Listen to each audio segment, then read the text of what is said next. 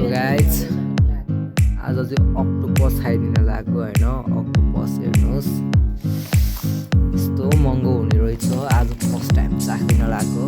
यो चाहिँ झिँगे माछा भयो होइन।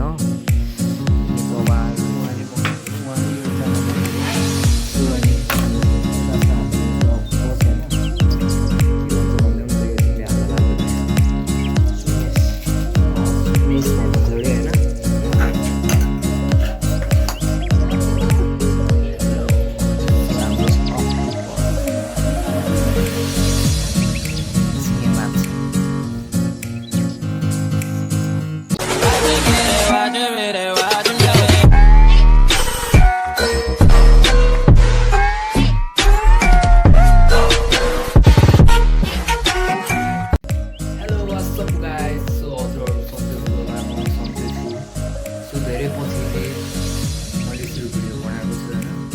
धेरै नै भयो।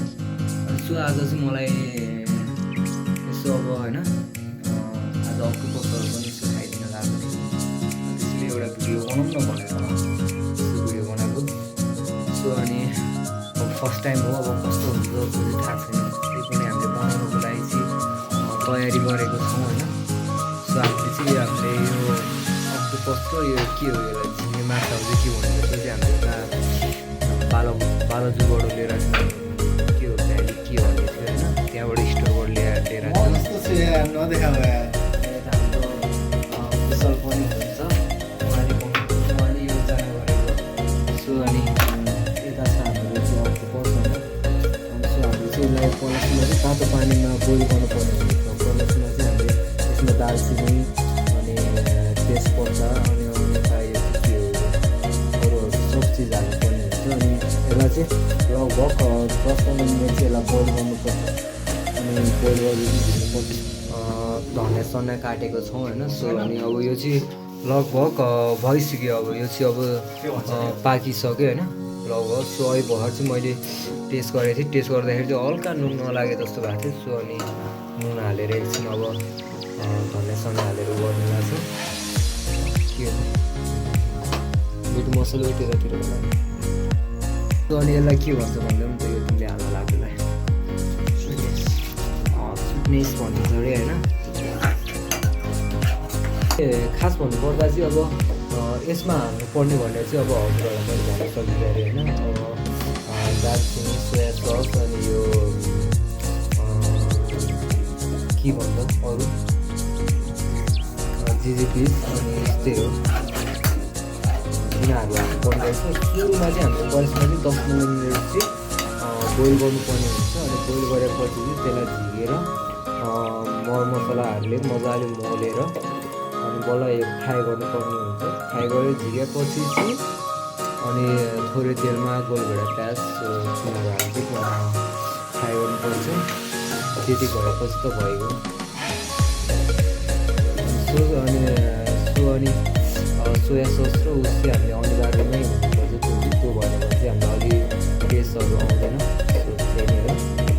अनि सो हाम्रो यो झिँगे माछा भने चाहिँ अब एकछिनमा यसको रहेछ। सो काँडी पनि हालेको रहेछ।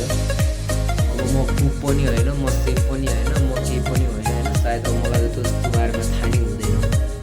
म त अरूले हालेको अरूले बनाएको घरमा यस्तो यस्तो हाल्नुपर्ने रहेछ भनेर एउटा उस मात्रै दिएको। सो म चाहिँ होइन, मलाई थाहा पनि हुँदैन। हेलो गाइज, सो फाइनली हाम्रो चाहिँ भइसक्यो। सो अब हामी त्यही खाना लाग्यो। सो रेडी भयो। रिजल्ट चाहिँ यस्तो आयो होइन। यस्तो आयो। यसलाई चाहिँ के भनिन्छ अरे कुशल? यसलाई के भनिन्छ अरे? यसलाई प्राउन भनिन्छ। सो यतापट्टि चाहिँ हाम्रो स्पेसल अक्टोपस छ। सो यतापट्टि हुनुहुन्छ हाम्रो कुशल बनाउने कुक। यतापट्टि हुनुहुन्छ हाम्रो दिदी। एउटा इन्ट्रोडक्सन दिनु न त। यतापट्टि हुनुहुन्छ हाम्रो मम्मी।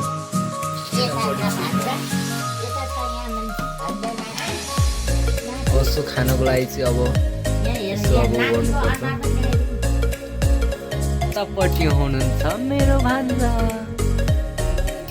कस्तो भयो नि? कस्तो लाग्यो हजुरलाई कस्तो लाग्यो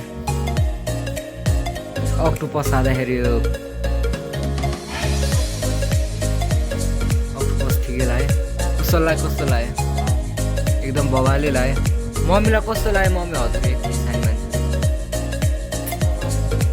कुखुरा अन्डा जस्तो तर गाइस मलाई चाहिँ खै के हो म त बुझ्नै सकिनँ भने यार के खा जस्तो भयो यार एउटा खाएर यसो चेक गरिदिउँ गाइस होइन